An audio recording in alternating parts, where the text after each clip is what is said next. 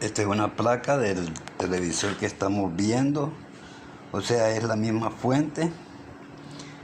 Y aquí podemos ver que ahí se encuentra el doble diodo, ese que está ahí.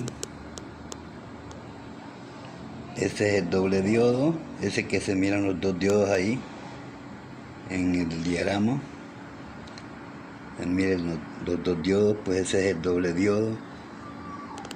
Ahí lo tienen para que lo conozcan. Ok, en esta oportunidad vamos a hablar acerca siempre de las fuentes conmutadas, pero lo vamos a hablar desde la perspectiva de un diagrama, para que empiecen a entender lo que es un diagrama de una fuente conmutada. Quiero decirles que este es el circuito principal. Les estoy señalando el circuito, el V101 dice ahí. Este es el circuito oscilador de la fuente. Este es el autoacoplador, una sección del autoacoplador, que es el pin 3 y el pin 4. La otra sección la vemos por aquí, que es en una tierra fría. Vamos a señalarlo con el puntero, ahí está. Yo creo que lo miran, ahí está señalando. Este es la otra sección del autoacoplador. Y este es el 431. Quiero decirle que en estos televisores a LED, el 431 es ese pequeño que se mira ahí. Vamos a ver si le podemos ver el número. Ahí se le ve. Parece que dice H431. Fíjense bien. Yo lo muevo mucho porque estoy grabando con aproximación, pero ahí está, ese es el 431. Este 431 siempre va, miren, cerca del autoacoplador, porque trabaja junto con él para regular el voltaje que va al regulador, ¿verdad? Entonces, por eso está siempre cerca del autoacoplador. Quiero decirles que esta es una fuente de un televisor chino de LED. Este es el doble diodo que llevan, que tiene que tirar 12 voltios ahí para alimentar todo el circuito de stand-by de la fuente. Entonces, lo que queremos ver aquí es que la 1, como se mira aquí, es ground. La 2 es la retroalimentación, y la 3 dice aquí NC no conectado, pero aquí la vemos que viene con una resistencia a tierra caliente, ¿no? Siempre hay que tener en cuenta que esta parte de aquí es tierra caliente. Bueno, la número 5, el pin 5, o vamos a hablar del pin 4. El pin 4 es el que polariza el source del MOSFET. Y la número 6 entra la oscilación al gate del MOSFET.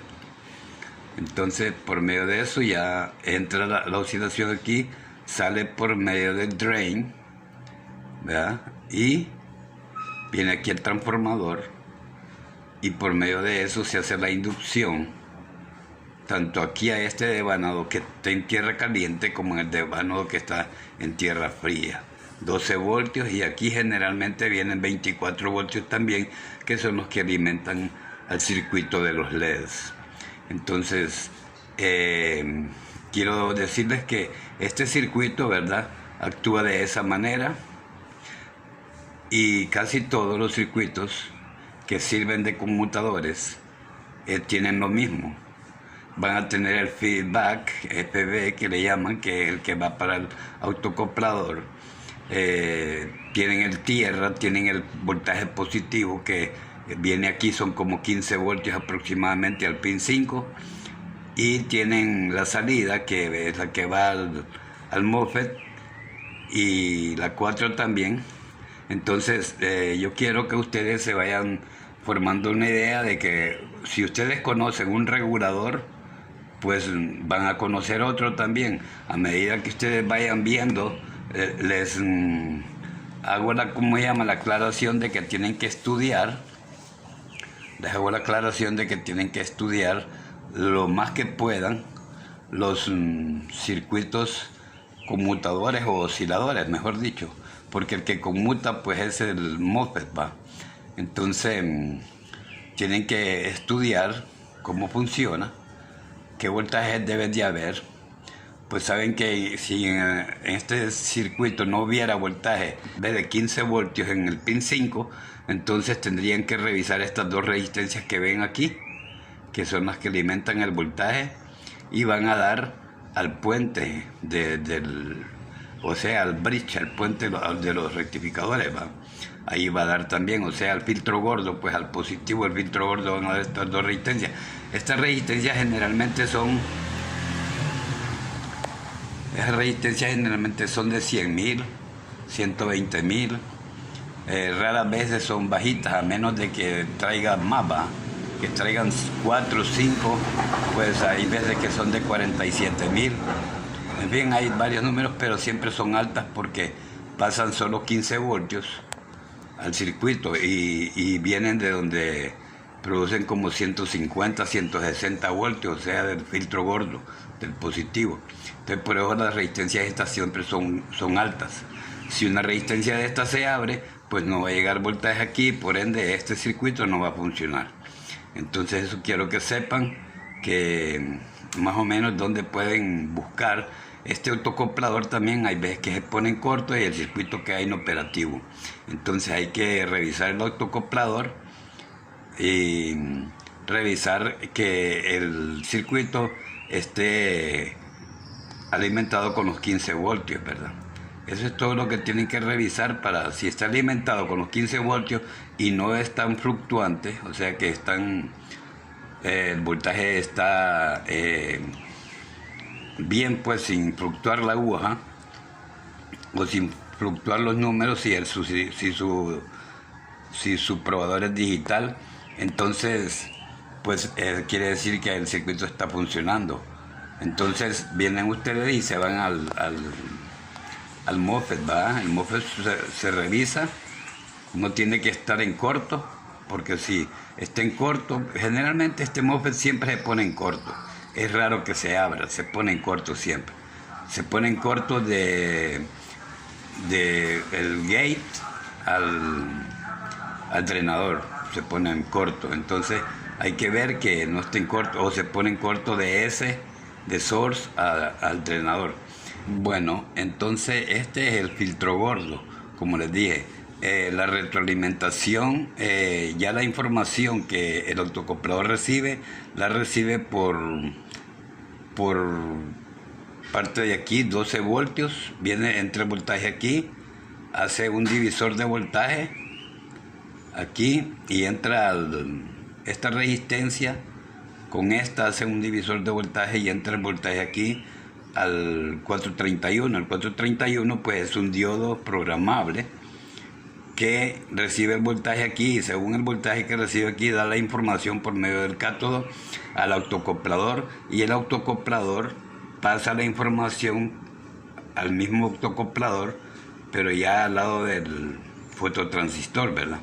Y entonces por medio de eso está informando aquí al circuito de que todo está bien, o también puede informar de que todo está mal y entonces es cuando falla el circuito, ¿verdad? Bueno, yo creo que con esto pues ya tienen una información de cómo funciona la fuente y yo les suplicaría que sigan estudiando, que miren otros circuitos, ¿verdad? Similares o diferentes, como los que trae el Sharp, como los que trae el Sony, que son circuitos diferentes que hay que estudiarlos y hay que ver cuál es más generalmente tienen que saber cuál es el positivo, cuál es el negativo, el voltaje de arranque, qué otra cosa, y así de esa manera pues ustedes se van a ir dando cuenta de cómo funciona una fuente. Ya la fuente aquí en la tierra fría, pues si no hay voltaje aquí, ustedes busquen de acá, a menos de que haya un corto aquí, ¿verdad? porque si hay un corto, sí, pues entonces podría ser que la fuente quede inoperativa también. Entonces tendrían que revisar si el televisor tiene algún corto, algún condensador en corto, si es un televisor LED, ¿va? Y si es un televisor TRC, pues tienen que ver si el horizontal no está en corto. Entonces, bueno, eso les queda ahí de información, y vamos a tratar de hacer mejores videos. Pues conseguimos una computadora y ya estamos trabajando.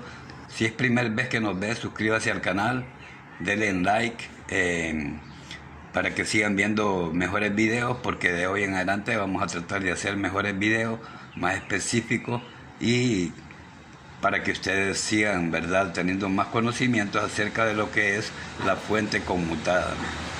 Y recuerden que poco a poco vamos a ir aprendiendo. Por eso el canal se llama Aprendamos a Reparar TV.